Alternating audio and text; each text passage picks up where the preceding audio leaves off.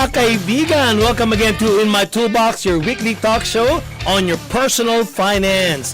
Of course, dito lang yan sa PHLV Radio. The goal in this show, mga kaibigan, is to give you financial information that you will be able to use on your day-to-day financial decisions. Of course, we will unbox topics that will hopefully aid you and guide you and maybe even add to your financial tools. You know, we will tackle important information mostly not taught in school, but so much needed to empower you financially. As usual, mga kaibigan, in any idea that will transpire in this show, always consult your financial advisors, insurance professionals, or tax consultants, etc. Right? My name again is Enrico Pobre, your host. I'm a sales, marketing, and trainer, an economist, an entrepreneur, and a financial professional as well. So guys, if you have some questions, ask them away on the chat box below. Or if you will be listening to this show in the later time, please feel free to connect with me through Facebook page In My Toolbox, or connect with me via Instagram or LinkedIn, or simply Google my name, Enrico Pobre, and you can find a lot of ways on how to get in touch with me, or you can email me at enrico.inmytoolbox@gmail.com. Ayan naman po mga kaibigan, it's been a while that we've been doing this show, a lot of episodes already, and I hope you guys have learned something from this show. Yun naman talaga ang goal natin, for you guys to be able to equip yourself, be knowledgeable, learn from the show. Ganun naman talaga ang goal ng In My Toolbox and PHLV Radio. So ngayon naman, it's gonna be a little bit of about money myths. Yon, hindi misteryoso, ha. Ito, MYTH. I'll explain later on. 15 money myths that are keeping you poor. Yon. Ano daw ba yung mga kasabihan natin o yung paniniwala natin in our lives that's keeping us poor? Probably this is something worth to discuss about, because it might be one of those things that's keeping you to go to your breakthrough, your financial breakthrough. Kasi may mga ganun eh. If you always find yourself going back to where you were before, I hope you can relate with me. I don't know if you know that, or you've seen that, or it's familiar with you. Sometimes, you're doing very well. You were doing very well. And then, the next day, you see yourself again at the beginning of how you started a long time ago. So that might be this might be some tools or some realizations that can keep you or will bring you to the next level or your breakthrough, financial breakthrough ang tawag natin to. Siyempre, when it comes to managing your money, you probably heard a lot of advices, especially from friends, family, co-workers, the people that has influence over you. And you probably heard a lot of different money views. Siyempre, yung tips that you've received can be, of course, likely the likelihood of it, being helpful to you. And siyempre, there's gonna be something that's not gonna be helping you as well, especially the money myths that's floating around. Siyempre, when we listen to people who has influence over you, siyempre, the tendency is to follow them immediately without even putting into your mind na, is this really good for me, or is this actually true? So that's why right now we're going to be talking about, these things about money. I call it dangerous myths, about personal finance. Siyempre, we want to attack this head on. So para you would know what to do or what you're doing is actually right. So especially now, it comes to finance. This is your hard-earned money. You put a lot of effort to build your wealth, or you put a lot of effort, at least to your mind, and that you're doing everything to build wealth for yourself and for your family. So, but let's just talk about myths first. Again, hindi to misteryoso. Okay? MYTH yon. Ano ba definition nito? So ang money myth is something that is often na we've been holding into ourselves, or we believe it so much about money. So yun yung myths na yon, na while convincing it is true, pero actually hindi naman talaga. It actually isn't true. The fact is that we have probably all of us have been told at least a few myths that I'm going to be discussing in our lifetime. And it's often, syempre, it's often some from people that actually has influence, or the people that we trust. That's the one telling us about these myths, di ba? So let's go over all of this, some of these myths that probably will be very relatable to you. Okay, so let's go over it. Whether it's true or not, probably what you would want is to get ready. Get your pen and paper, mga kaibigan. Get your pen and paper and try to write what I'm going to tell you. And see, among all of these things that I'm going to be discussing, let's see, what are those myths that you actually believed on as well for so long, Siyempre, aside from the myths that I'm gonna give you, of course, I'm gonna give you the money truth behind it as well. Sige? Okay, let's do that. Number one, don't make enough money to save. Okay, I don't make enough money to save. Well, sa maraming myth, of all the myths that I've heard, this is one of those things that, I actually fell victim to myself when I was younger, I always found that I was actually outspending my income, and I thought to myself, I just need to make more money. Yun ang ibig sabihin nito. So, yung sinasabi nila that you don't make enough money for you to be able to save is actually just a myth. The reason behind this one, guys, about that you don't have enough money, or you don't make enough money to start to save, it's actually very easy for us to fall into that trap of thinking. But because it's not about the income problem. But it's actually, the truth behind it is not the income problem. Rather, it's an expense problem. No matter how much your income is, right? You may be earning a lot of money, but if you earn a lot of money and you spend more and more, again, that's actually the real problem. It is possible to find ways to live within your means. Again, you have to find a way to live within your means lang. It doesn't actually based on your income. It's actually how you spend your money. Kaya yung you don't making enough money is not able you to save is actually just a myth. It's just becoming fiscally responsible by taking ownership of your finances. That's the secret to financial success. You just have to be fiscally responsible. Ikaw dapat, you know how to run your money. And of course, just as basic as it is, live within your means. And the best way to make your income work for you is to what? To budget. You have to know what budgeting is all about. Yun nga yung that's the problem about budgeting. When people look at that budgeting, it's something like, there's a lot of math about it.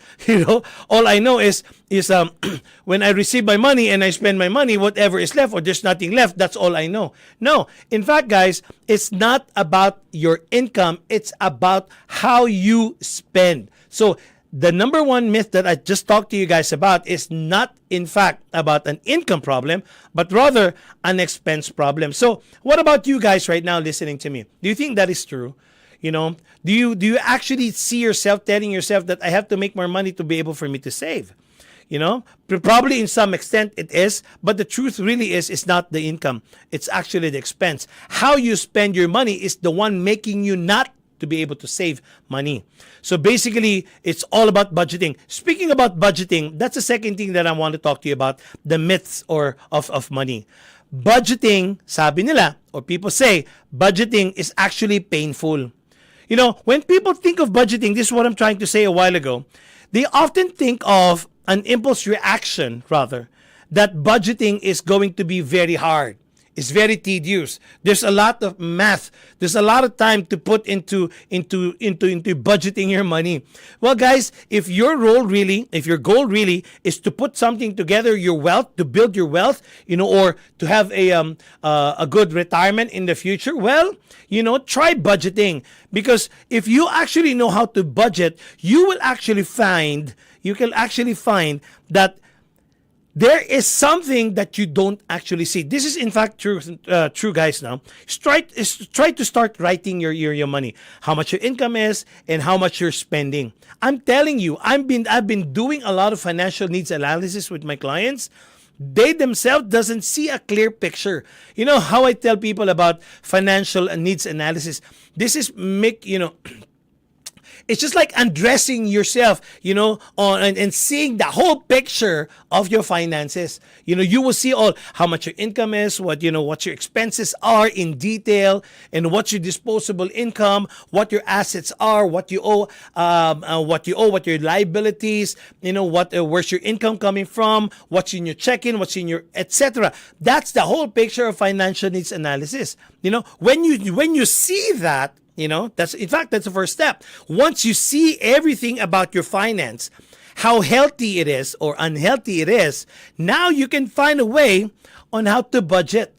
Because it is very, very important. It doesn't mean that you earn a lot and you are already financially free. No. In fact, those are some myths that I'm going to talk to you guys about in a later time. But I'm just telling you right now, guys, budgeting, it may be painful if you're feeling that, but it's all worth it.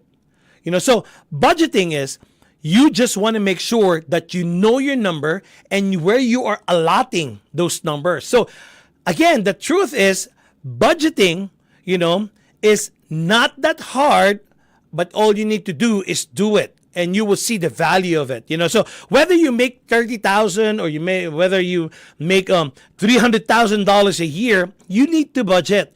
And when you find this budgeting that works for you, it's kind of fun because you can actually know now how to run your money. And now you are in control of your money. And because when you are in control, well, it's all about control, guys. When you are in control of your money, I'm telling you right now, whether it's a lot or it's there's little, I'm telling you, you feel confident and you know how your life is going to be, going. So you just have to probably, there are some budgeting tools out there that you can just Google, how to budget for beginners or, ways on how to save money on a tight budget. You can Google all of this, or what are things that I need to do to budget, or, there's a lot of guides out there, thousands. Your friend right now for budgeting, if you don't have any background really, is Google.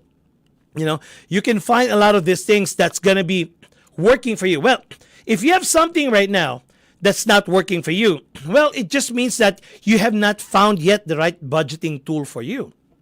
And again, I'm going to tell you, start looking at those budgeting tools or budgeting apps that you can download. So you can actually read some articles with regard to budget, what is a spreadsheet, or, what are some budget alternatives. Well, you will only see the value of this one, guys, if you really are going to to position yourself in learning all of these tools. Me, kasi that's how I've been, when I was starting, I'm not really the typical person that, would like to learn all of these things. Me, bahala na. I just want to, all I need to do is just to look at the checking account. If there's money, there's money. If there's none, there's none. I pay whoever gets the payment first, something like that. That's not budgeting at all, guys, right? And it's more than a checking account that, money coming in and money coming out. It's more than that. You really have to sit down. If you need some guidance, again, you might want to talk to some professionals too, if you really are so serious in learning about budgeting. So that's, again, the thing that I would want to make sure that you understand. The second myth of our money myths today is budgeting is very painful. No, budgeting is going to be fun if you start just learning how to budget your money. Again, it doesn't mean that you have less or you have a lot. We all have to to do budgeting. Okay, so let's go to another myth of money. Savings account is the best place for an emergency fund. Yan naman, ano? So savings account is the best place for an emergency fund. But let's just define savings account. Where do you put this one? Where do you get this product? By the way, savings account is a product. So where do you get that? In a bank. Okay. So you put your money into the bank. So sabi dito, savings account is the best place for an emergency fund. Number 2, let's talk about emergency fund. What is an emergency fund first? Yun naman yun, di ba? I remember we talked about emergency funds so many episodes ago, but let me just give you a little bit background of an emergency fund. Emergency fund is actually a some amount of money that you will be using when emergency time comes. Okay, so how much emergency fund or how much money do I need to put into an emergency fund? Very, very simple probably to answer that. You can actually start putting an emergency fund three times your monthly salary. So if your salary is $5,000, probably what you would want to goal is to build an emergency fund of $15,000. Some people look at 6 months of emergency funds, so that's going to be what? $30,000. Or some people choose to do 12 months. So that depends on you. But for me, you can start on a 3 months emergency fund. So what is an emergency fund for? Emergency fund for is money that you allocated when the time comes when you have an emergency. Oh, I need to go to the Philippines because my father is sick, and you don't want to use your credit card for that, or you don't want to use your savings for that, or you use your emergency fund for that, okay? Or my car broke down, So by the way, guys, recently I drove to Alabama. Yeah, literally, I drove to Alabama, okay? And then, of course, drove back here to Las Vegas, and I had a flat tire along the way. So, 2 tires is $700. That's, you can use your emergency fund for that, especially if you don't have funds for that type of a scenario or happening in your life. So where are you going to be pulling that money from? Not, of course, from your checking account, which is you already know you have a budget for that already. You're not going to be using your credit card. I'm not going to use my credit card. You can pull that from what? From your emergency fund. See, this is what an emergency fund. So the myth that I'm talking about, a saving account is the best place for an emergency fund. So what is the best tool for you to put your emergency fund? So what is a requirement, by the way, when you have an emergency fund? Number one, of course, it has to be accessible, right? So when you're setting up your emergency fund, the first thing that people are thinking that it should be what? Highly accessible. The one I mentioned a while ago. That emergency fund that you can actually take it out anytime. While it's true that you would want your emergency fund to be available, immediately when emergency comes, well, keeping it into a savings account, well, there's an issue about it. When you put your money into the savings account, yes, it is far too easy to spend easily accessible money. Do you guys agree with me on that? Right. Anything that is very accessible, I'm telling you, you're going to be spending it. I actually know a friend of mine here, on his savings account. What he does is that he puts it into a bank that nobody even probably know it exists. All right. Or not even probably a majority of people would be interested in putting money in because, normally people put their money into whoever is the most famous one, You put your money into a bank that is very famous regardless, right?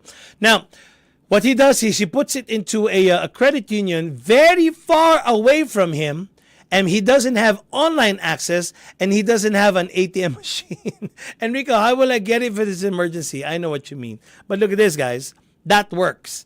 Because it is accessible, but not really accessible, if you guys know what I mean. So in the midst of money, savings account, they're trying to say that that's the best tool where you can actually put your emergency funds. Again, money that is easy and very accessible, we spend it very, very fast. So, number two, money in your savings account is losing value. So, when you put your money into this savings account, of course, there's really no return in a savings account. I don't even know why they call it savings account. There's really nothing to save about. I remember, guys, when I was younger, my parents usually tells me, I don't know if you remember this, the best place to put your money is in a bank, right? Probably that was true then, but I don't think that that's actually true today. The reason why we're all using banks today is because why? It is accessible, number one. Number two, it's liquid convenient. You can take it out anytime. And we don't even actually care if it actually earns or not. Especially nowadays, inflation is very, very, very, very high. And how do you expect your money to earn, in a year, less than 1%? I don't know. It doesn't even have enough capacity to outpace inflation. So that's the reason why, guys, believing ourselves that savings account is the best avenue for you to put your emergency fund, I think is not really a good idea, While it is so true that, you as much as possible, it's accessible or you have cash on hand for emergencies, but I think you might want to consider this or you might want to ask, your spouse or a financial professional, that you might want to consider that most emergency fund, you might want to put it somewhere else. That is actually, number one, accessible. Number two, it's also earning. Accessible is only not too accessible, at least accessible. And then it is actually earning. Let me just probably you will want to write this one, guys. There's a place called Series 1 Savings Bonds. Okay, a Series 1 Savings Bond. This is a government-backed bonds that actually solve both of the problems that I just told you about. Putting your emergency fund. Okay, so this Series 1 Savings Bond is actually a security that earns interest based on both fixed rate and a rate that is set twice a year based on inflation. Nga lang, of course, this bonds earns interest until it reaches 30 years or you cash it, whichever comes first. So if I were you guys, try to talk to your financial professional if it's a Series 1 savings bond is actually a good thing for you. I'm just giving you guys a something probably that is not very so familiar, but it's going to solve the two problems of where to put your emergency fund. Again, this Series 1 savings bonds is going to keep you, of course, in pace with inflation. So the value of your emergency fund does not lose value over time. I think you guys understand that, right?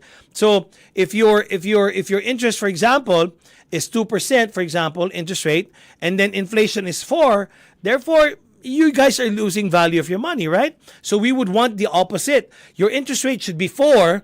Inflation rate is 2, so it means that your platform or your money is actually growing more than inflation. So it means that it has the capacity to outpace inflation. So when the time that you need your money, that value stays there as the value of what your money is. If you guys understand what I mean, right? So that I think is a good thing for Series 1 bonds, And of course, Series 1 bonds are an extremely safe place to keep your money. If you have a real emergency naman, in that case, you can still access your funds within a couple of days. So check that out, guys. Series 1 savings bonds. And this is a good place where you can actually put your emergency funds. There's a lot more of, there's a lot more. Oh, Enrico, do you mean that, I should not put my money to savings? Well, again, explore your options and talk to your financial advisors, which is the best platform that you can actually put or build your emergency funds over time that has the accessibility but not too accessible and still earning. At least it has the capacity to outpace inflation. Ayan naman, ha? Guys, I hope you learned something on that myth. Okay? Number 4 myth is your salary dictates your wealth. Kaya ako hindi mayaman dahil konti lang sweldo ko. Remember again, is this you? Okay? Your salary dictates your wealth. This money myth has probably led to believe a lot of people that those people who make most money are the wealthy ones. If you don't have a high income, it's impossible for you to achieve wealth. But the truth is, it's not. So let me just tell you about, people who make a lot of money are rich. Well, that is true at some point. Because the way we define rich today, the way we define them, they drive a BMW or a Mercedes or, live in $1 million houses. However, guys, these people or these rich people that we're talking about may not be wealthy as well. Say, what? Not wealthy? BMW, $1 million house? What? Because there's a huge difference. Look, people with high income tends to have what? Expensive lifestyle to match. Remember a while ago I was telling you, it's not about the income. $30,000 to $300,000. We think that it's better to have a huge income because, diba? No, it's not an income problem. It's an expense problem. So if we debunk that myth, so therefore, there's money truth in what I'm talking to you guys about. That it doesn't mean that they have the BMW and live in $1 million house that they actually are wealthy. Oh, by the way, guys, I'm not discounting wealthy people. I'm just explaining a mindset that we have to debunk here. That the money myth of making, or your salary dictates your wealth, is actually not true. So wealthy people, however, they build assets to produce income and live well within their means. Again, wealthy people, this is what the wealthy, who the wealthy are. Okay, the wealthy people are. They build assets, to produce income and live within their means. So that's the structure of a wealthy person. If you have assets that's making money for you, now you can say that you are actually wealthy. There are a lot of lack of my examples. Let me just use this one. Maybe doctors, lawyers, or what have you. That you may see them really doing very well, but we have not asked the right questions. How much debt do you actually have? And too much debt that they can't make enough money to cover the lifestyle already. So it's not what you make, it's actually what you keep. Always remember that, guys. It's not what you make, it's actually what you keep. So driving a BMW or live $1 million house, it doesn't equate to you becoming a wealthy person. So that's the reason why, guys, a lot of rich people are not really wealthy. Again, I just gave you an idea there a while ago, guys, that of course we spoke about living within your means, and you start building your assets. Again, you have to ask yourself right now, do I have an asset? What are your assets today? Okay, now, if your answer is yes, I have assets, the second question now is it making money for you? Okay, so does your assets making money for you? Okay, now the third question is, how much is it making for you? Okay, so if you don't have those three yet, if you don't have answers to it, now you have to ask yourself, how do I build my assets? Okay, so of course, liabilities definitely isn't an asset. It's not an asset. So what are my assets today? Oh, by the way, it is a net asset. It's not a gross asset. The way I look at it, it's much better to look at it at net assets. So what net assets, or how much is worth of my net assets today? Okay, all right. So let me talk to you about another myth of money. I deserve this. Aha. I deserve to have this new car. I worked so hard in my life. I really deserve this. I really deserve to have a vacation in Balisin. I need to have a vacation in Guys, I'm not taking that against you. No, I'm just putting an expression or an idea of what I deserve this. Because lots of people choose to reward themselves with spending. A lot of people, a lot of us, we make it as a reason to reward, to spend by rewarding ourselves. I hope you guys, got that thing. Are you familiar with that? Are you that person that you use this spending to reward yourself? Oh, I need to pamper myself. Guys, we all deserve that, right? But I'm just trying to say is, how many times do you have to tell that to yourself just to accommodate that spending? Because this saying that I deserve this could be because you got a big bonus, or you got accomplished a big goal. Well, I know you deserve that, but on the money side, while there's nothing wrong buying yourself something very, very nice, or but just do it in moderation. Because I've seen people that they give every reason, just to, right? Oh, I'm gonna buy this Hermes because I worked so hard last month. Okay, the next month comes. Oh, I need to buy this Chanel because I worked so hard last month. I know you work hard. Okay, so that's exactly what it means by I deserve this. So we debunked it, okay? Why do we need to debunk it? Because if our goal really is to build wealth, and now we want to be wealthy, remember how we define it? We build asset, let this asset build money for us, build more assets for us. Therefore, guys, you also need to, oh, by the way, I remember this. Probably some of you women out there will say, oh, my Hermes bag is an investment. Okay, I got it. Okay. All right. So when you choose to buy yourself something, only do in moderation, and then as long as you can fit the budget. Again, guys, budget is a budget. I know you can afford, but you have to live within what you actually position yourself to budget. For example, let's buy gifts in Christmas Day. I know you can afford to buy a $50,000 car. I know, you can buy that $50,000. But if your budget is only $1,000 per gift, you actually position yourself only on $1,000 gift. That's it. So you want to make sure that everything that you decide fits the budget.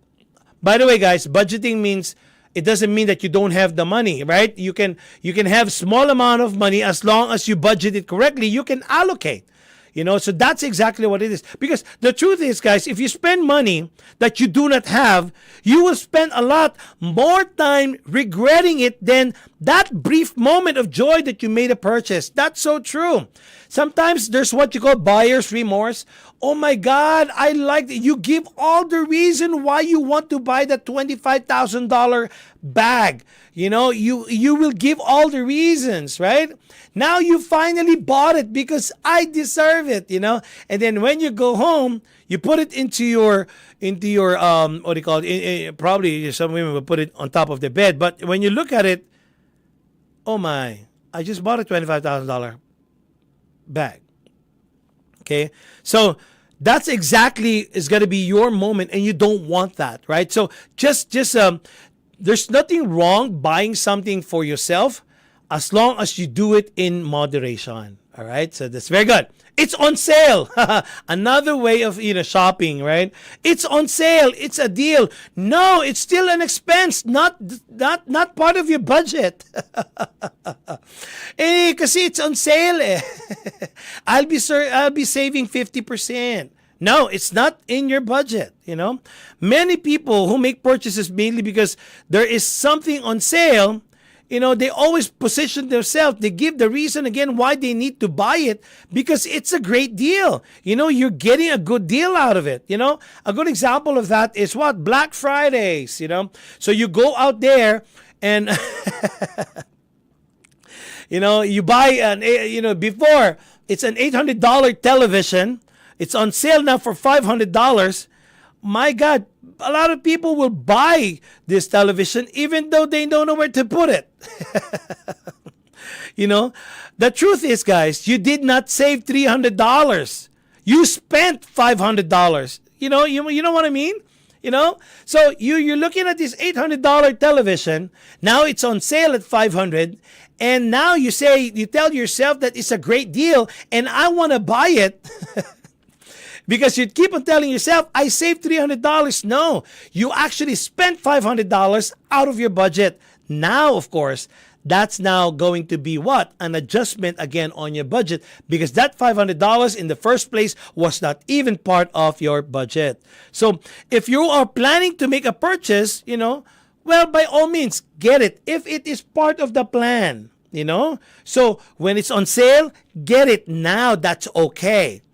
But because your impulse tells you, but it's not part of the plan, and you give all the reasons why you get it, now it's an expense and you're way out of your budget. So don't make a purchase just because you feel like you're getting a deal. It's not a good financial decision, because you're just feeling that it's actually going to be a great deal. And don't buy things that you don't need just because they're on sale. You want to make sure that you position yourself with a lot of discipline on that, because a lot of people are going to buy some stuff because it's just on sale, even though they don't actually need it. Try to recall times in your life, guys, that when you actually bought yourself because it's a sale, and then when you finally bought it, you just actually put it on the side in your house. How many of those items do you have in your house right now? You just bought it just because it's a sale, and now you're actually not even using it. You might even tend to what to look for all of this stuff that I didn't even recall that I bought this. Probably you'll find all of those in your closets or what have you in your house, right? Okay, I am young. I don't need to think about retirement. No, my God, no. The younger you are, the better that you start now, okay? Of course, you know there's the numbers rule when you're young, when you start. So when you're in your 20s, retirement is probably the last thing on your mind, you know? Well, as much as I would want to say it's normal, no, it's not really normal. It's just the way how, you know, we react, we think, you know, because of that age. You figure that this is something that you can start thinking about later in life as you get older. So that's the thing. You know, I remember I was just talking to a friend of mine yesterday, and I was just telling them, hey, you don't buy life insurance when you're dead. You don't buy health insurance when you're sick, right? So exactly what I was trying to say here, you know, you don't start retirement when you're old. You have to start today. You know, that's the reason why, you know, you want time to be your ally. Because time is one of the most essential component in building your retirement fund or your wealth. You know, so you have to start thinking of it today. Or in fact, for most of us, we should have started thinking about it yesterday. You know, so nothing could be further from the truth that all of the money myths that I'm talking to you about, that this will be the one that will cost you so much in the years to come. You know, that's the reason why, guys, you have to start today. So if you want to retire at age 65, or let's just say 55 or earlier, right? You must start thinking about retirement when you're very, very young. Now, all of us who are parents, we want to what? To teach this one to our kids. We want to mention it, you know. It's not really okay, sit down with me and I'm going to show you. No, at least we mention it. It's going to be a dinner conversation, you know. We would want to, or a one-on-one father and son, or a daughter time, or mother, son, daughter time, or a family time.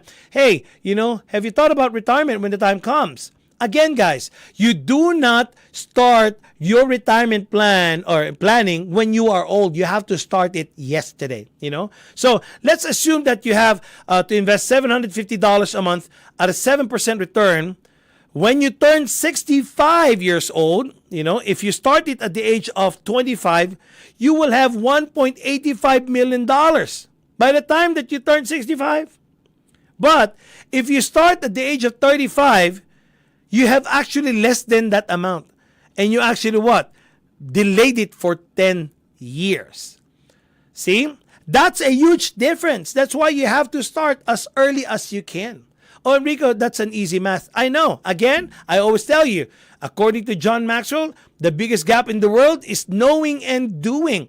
A lot of us may know it. Oh my God, I tell you, I met a lot of people that whenever I talk to them, they already know everything that I say. But when you look at their finances, they don't have anything in place. Again, the biggest gap in the world is knowing and doing. So the money truth really is, you know, I am young, I don't need to think about retirement. No, you have to start it today. Or better yet, you should have started yesterday. Ayos ba tayo dyan, mga Kap? So, Kap, everything that I'm talking to you guys about, you know, might be applicable, no, probably is an eye-opener for you guys today. You know, check on those first 7 money myths that I gave you and see what actually applies to you. I hope you got your pen and paper there right now, that you're trying to list what are all these things that I'm mentioning. Okay, moving forward, it's too late to get started investing. Again, it's too late to get started investing. Oh, matanda na ako. I'm old already. No, it's not actually that. You know, this is exactly the opposite of what I was talking to you guys about a while ago. You know, maybe it's too late to start investing. It's actually never too late. You know, your choices are, number 1, start investing as soon as possible. Now you know. Start now. Let's do it. Okay? Well, you know, versus not doing it at all. Right? Number 2. Commit yourself to financial failure. I'm going to explain that in a little bit. Okay. Again, start investing as soon as possible. And start investing now. Okay. So number 2, commit yourself to financial failure. No matter when you start, you can make progress toward reaching your financial goal. The whole idea here, guys, is at least you have something in place. You know, I remember I went to this rehab hospital in LA. And I sat there for a whole day because I was invited to sit down and, talk to over 100 employees that, keeps on passing by into the hallway. I was sitting there, I have my table there, and these employees are talking to me, and I give them advices, etc. And one person said, "Oh, Enrico, I'm already too old to start." So I asked them, "So when do you want to start?" See, they keep on thinking that they're too old to start. Because of that notion, they never started. So again, guys, the whole idea here is you have to start. So let's assume that you are my age, 25 years old. 25 years old. Let's just say you are 45 years old. If you start investing $750 a month at a 7% return, you could probably have about almost $400,000 by the time that you retire. That's about 20 years. So the point here is it's never too late to start. Again, I'm going to give you that example of that rehab hospital that I have a table, and then talking to all of these employees, and this guy who's actually 65 years old just start talking to me, "Hey, Enrico, I'm too old to start, and and then I cannot, I don't have a retirement plan." So that's the simple question there. So when are you going to start? That's the question, guys. When are you going to start? Now, look at your finances today, guys. If you are listening to me right now, how much have you already accumulated for your retirement? By the way, one money truth, or one truth about life, not just in money, that we're all going to get older. Number two, retirement is actually real, and getting old is actually real. Think about that, guys. Okay, so I'm not making any progress. Remember how I started this show a while ago? I was telling you that you imagine yourself, you were getting it, you were doing it very, very well. You're successful. You're feeling that you're getting your breakthrough, and then one day you see yourself going back to where you started again. Okay, so this myth I'm talking about is I'm not making any progress. Because making progress with money can feel like it's a long journey. Especially now, guys, if you're not having fun in building your wealth. Especially now if you're in a position that you are really so tired, so exhausted in making money. It will never inspire you to build wealth, because in the first place, just making ends meet is already hard for you. So it's going to be very hard for you to even think long term.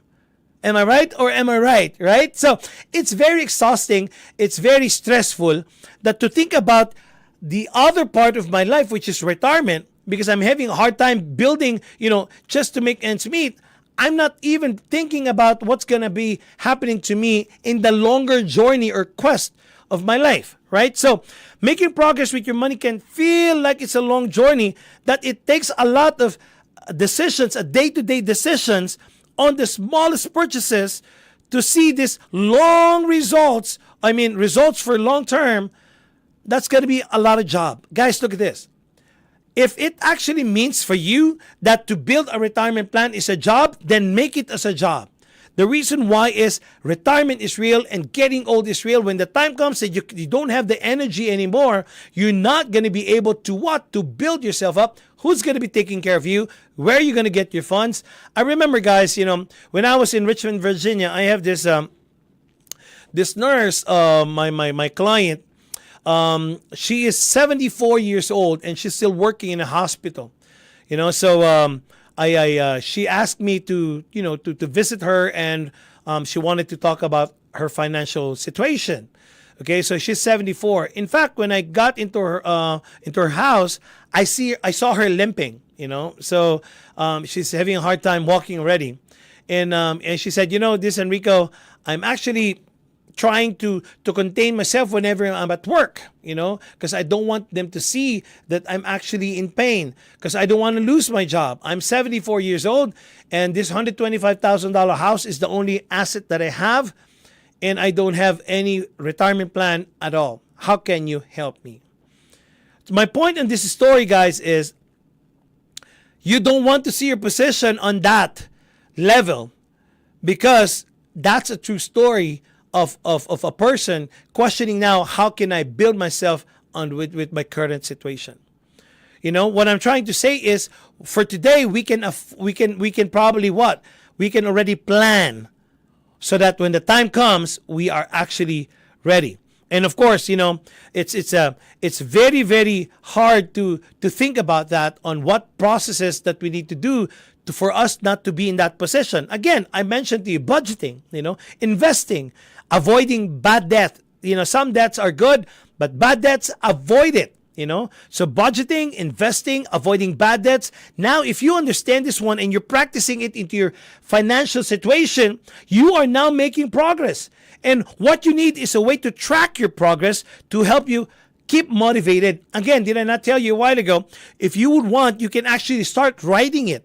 Or you can download some app that can help you. Read some documentaries out there, or some budgeting tools that can actually help you out. In fact, there are track your net worth progress app that you can actually see and use to reach your financial goals. The goal here, guys, really is to put a lot of effort for you to be able to learn all of these things and now apply it to yourself.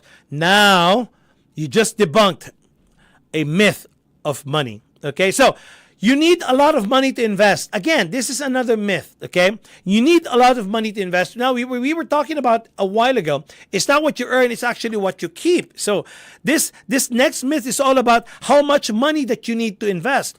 Many people think today that investing is the only thing. Investing is only for the wealthy, and that without a lot to invest, there's no point starting. Again, that's actually a myth. You can start any amount of money as long as what? You have investment, and now it will progress. That's the whole idea. And stop comparing your way of investing, your amount of investment than the neighbors that has more to invest. No. The key here, guys, is you start somewhere. Start today, or you should have started yesterday anyway. So no matter how much you can afford to invest, it is worth doing. Okay? Remember the rule of 72? It doubles over time. So think about that. Learn rule of 72. So again, it's no matter how much you can afford to invest, any investment, right? No matter any investment amount, it is actually worth doing. So let's assume you can only afford to put $5 a day towards your investment. Just $5 a day, But if you did this for 40 years, it's a very simple math. So you have $370,000. Can you imagine? That's only $5 a day. In 40 years, that's $370,000. Have you ever thought about that? Just putting $5, a day as a savings. Oh, Enrico, my what do you call this? My salary is only $20 a day. $20 an hour. My point here, guys, is you have the intention to put that $5 away. You have to find a way on how to get that $5 a day to put aside. That's what I mean. If it means that you save money instead of spending $10 on a McDonald's, you might want to just bring food to your office and put that $10 on the side. Whatever it takes, just for you to put that $5 aside as a saving. In 40 years, you have $370,000. The whole point here is you actually made progress in savings. I hope that makes sense, guys, right? So, again, that's always, we want a goal, but we always look at the excuses of not getting that goal. We always believe that we don't have the capacity. But when you really look at it, we can actually do it. Okay? So what you would want to do, again, probably go Google, your best friend for right now, right? To see on some articles that could guide you on how to invest with little money, how to where to invest with my $5, whatever. You can find a lot of articles. Just you want to make sure that you're intentional really in learning and wanting to do and build your wealth, okay? Investing is too risky. Have you heard about that one before, guys? They said that investing is too risky. Well, lots of people think investing in stocks and bonds, not only that it is risky and it sounds like so complicated, and probably you've heard a lot of horror stories of people that got so burned on investments and that it never worked. Probably you've seen and you've heard that. Probably you yourself experienced that. I don't know, but here's the truth. Believing that investing is risky is one of the most dangerous money myths, because choosing not to invest is risky. If you don't invest, any money you do have will lose its buying power over time, and you'll never be able to afford to retire. Again, one way to build your wealth is not just a salary. Okay, again, you have to learn how to invest. Now, I know you feel that, investing is too risky, but not to invest is more riskier because you're not making your money work for you. So if you don't invest any money that you do have, eventually over time, it will lose value. See? And you will never afford to retire. Well, again, probably this is like a very blunt statement that I just said there, but actually it's the truth. You have to know when you have to allow yourself to invest. If you really want financial independence, you have to really invest. So when choosing to invest, you can create a portfolio, right, that aligns with your risk tolerance. That's the good news. What is your risk tolerance? Do you want a conservative, or you want a risky investment? You just have to know yourself how much you can actually invest, and you choose this with the right portfolio on your what? Your capacity to invest. So the secret really is, for me, this is how I look at it. When I put my investment, I always want to think of how can I mitigate the risk of my investment. Okay, so it should be a well-diversified portfolio. If this is your first time to hear what a well-diversified portfolio is, like this. I'm going to put you into a situation.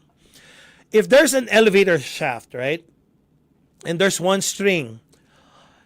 So if you invest on that one string, and when that string loses, and, definitely this elevator will actually fall down, right? But if you have this elevator shaft again, and you have 10 strings holding that, and then you cut 3 of the strings, do you think that will actually fall?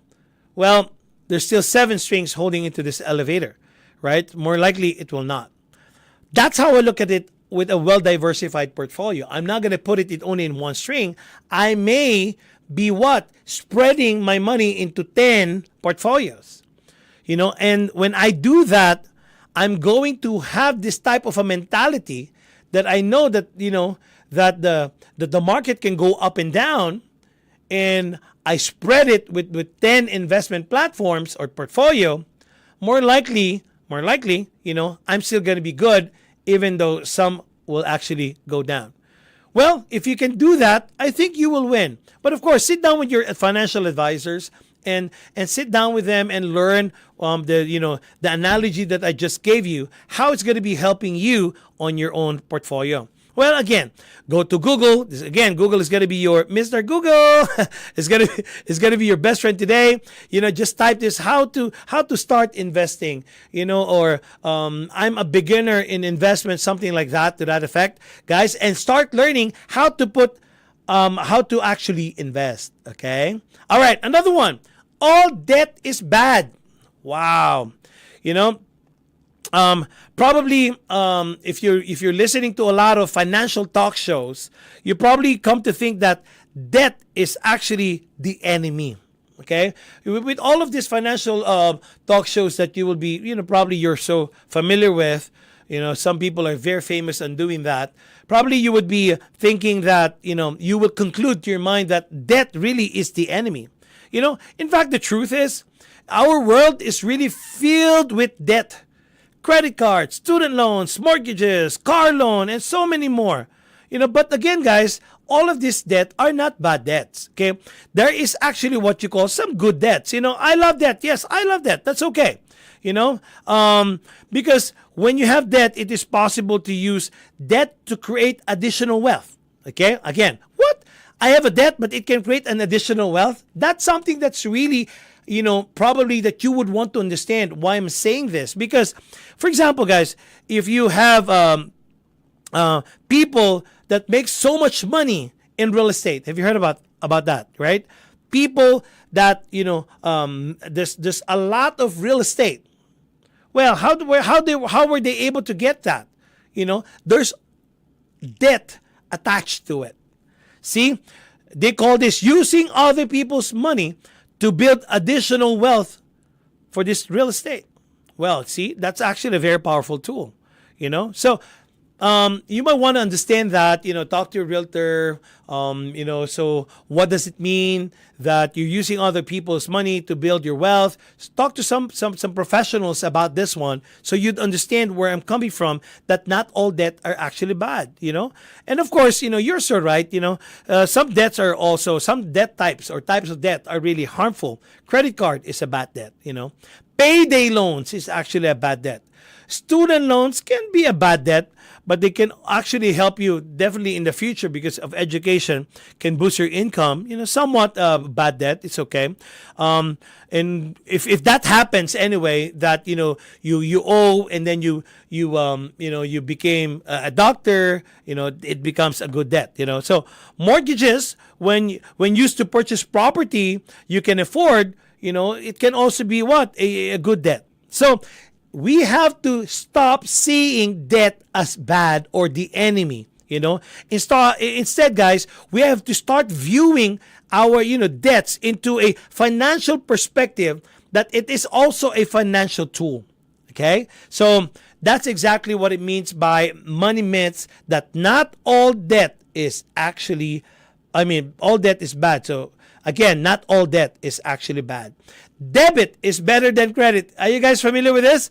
Debit is actually better than credit. So I just, a while ago, I just told you about credit cards. Credit cards are bad debts. Well, it is true.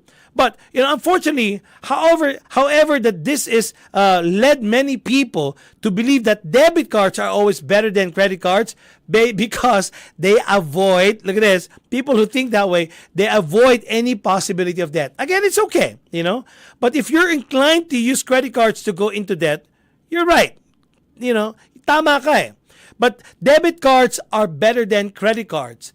But if you're the type of a person that pays your bills in full every month, credit cards are a good financial tool. Again, while debit cards, are good, you can actually make these credit cards too work for you if you pay the bill in full every month. So that's why some people are big fan of credit cards, because they know how to make use of other people's money. That's credit card. So, and in fact, in some credit cards, there are some perks attached to it. Mileage is there, hotels, it's there, and there's a lot of, or rewards point system, and you can actually use these credit cards for that. And I like that, especially now when I travel a lot, I get those mileages that I need. So credit cards are also a good tool if you know how to pay them all in full every month. Syempre maraming there's going to be a lot of positive things that you can get out of credit cards if you really know how to make it work for you very well. So again, Google again, look for the best credit cards that you can use for all of these rewards, that can actually aid you for your purpose. Okay. And of course, you can also look at some ideas about the pros and cons of debit cards and credit cards, so you can actually learn more about this myth. Oh guys, we're almost done. Oh my God. Okay. So we're on home stretch here. You should pay the smallest debt first, So we already heard of this one before, like the strategy called the debt snowball. You might want to Google that again, debt snowball. Using the debt snowball, it just means that you will pay off your smallest debt first and work towards the biggest or the largest debt. And the thinking kasi of people that who does this one, they see progress from paying off the smallest amount of debt, and then they become motivated to pay and go to the larger debt. That's actually how it is by the debt snowball. Okay, and in fact, the one of the most harmful probably of this myths is going to be the understanding of paying the smallest debt first. There's actually what I just mentioned there. It's actually what you call a psychological perspective. So sometimes when you look at it, really, the advice makes sense from a mathematical perspective, but of course, it costs you money. So when paying down debt, always pay the debt with the highest interest rate. Some people will say that, because some people will agree with me, I want to pay the smallest debt first. But some people will say, I want to pay the highest interest rate first. Because it doesn't matter whether it's big or small, this is the approach that will save you the most money. Because you're paying what? You're paying the highest interest that's bearing interest on your debt first, considering that when you take that out, I guess you know what I mean there already because you save the most money. Okay? All right, guys. So we're on the last part. Buying is better than renting. So buying is better than renting. This money myth really, I don't know what's your perception about buying is better than renting. Probably your parents would tell you, oh, you're throwing away your money from rent. And you'll think that a big mortgage is just meaning that you're actually paying yourself. And here's actually the reality, guys. Again, sit down with a financial professional if you think that there is some disparity with some of these money myths. But then again, home ownership is expensive. It's not just a mortgage payment that you pay. There's homeowners association, property taxes, maintenance, realtor commissions, and a lot more. I'm not saying that it doesn't make sense to buy a house. I'm just saying that you have to consider whether it makes sense for your situation carefully. Okay, so if it makes sense, okay, go ahead. But if it doesn't make sense, probably you need to talk to somebody who's a professional that will give you light about buying and renting. In many cases, especially for young professionals, it does not make sense to buy at home today. But then again, it's up to you guys about this money myths. So I gave you a couple of money myths that I hope you actually wrote it and see if it's actually applicable to you, or if it's you or somebody who are actually in that situation. Right? Again, we debunked most of them. That depends on you again if what your beliefs are with regard to this money myths. But then again, probably the most thing that I will tell you right now is to what? To sit down with your financial professionals and go over your financial situation. Again, guys, this is Enrico Pobre. You're listening to In My Toolbox. Sa susunod na naman po na ating episode next Thursday at 8 p.m. Magandang gabi, mga kaibigan! Woohoo!